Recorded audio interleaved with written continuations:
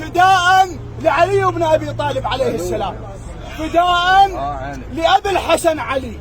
صحيح الخسارة كبيرة وصحيح الدماء غالية، لكن ترخص لأبو الحسن وترخص الأمير المؤمنين، والله ترخص الأمير المؤمنين.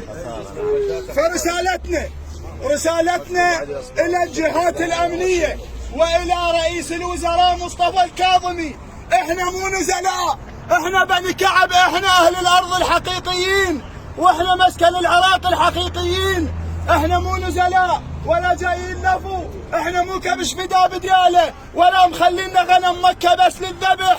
بس شعاراتكم الرنانة من هذا المكان وباسم عشائر بني كعب جميعا بالعراق نحمل المسؤولية الكاملة للجهات الأمنية في محافظة دياله، ويجب عليهم أن يكون هناك تحقيق ولجنة مختصة بهذا الشأن، وأن لا تسوف مطالب بني كعب، وإلا قسما بالله الكريم سوف يكون لبني كعب كلام آخر ووقفة آخرة. وهنا مشايخ بني كعب يشجبون ويستنكرون ليس بالاستعطاء ولا بالاستزداء، كذلك الحقوق تؤخذ ولا تعطى. فهذه رسالة إلى رئيس الوزراء، والله العظيم إذا ما تدخل تدخل فوري وخلوا الجنات بيد العدالة سيكون رد ما تتوقع لا الحكومة ولا العراق لبني كعب.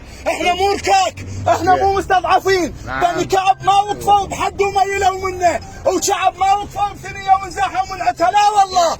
وكل شعب تدري، اي وكل شعب اسمعوني شعب، اسمعوني شعب، هاي ضحايانا.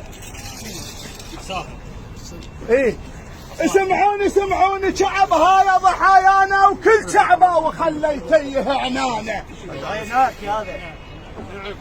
اسمعوني شعب، هاي ضحايانا، وكل شعبه وخليتيه عنانه. العركه تريد اهلها موش عوانه.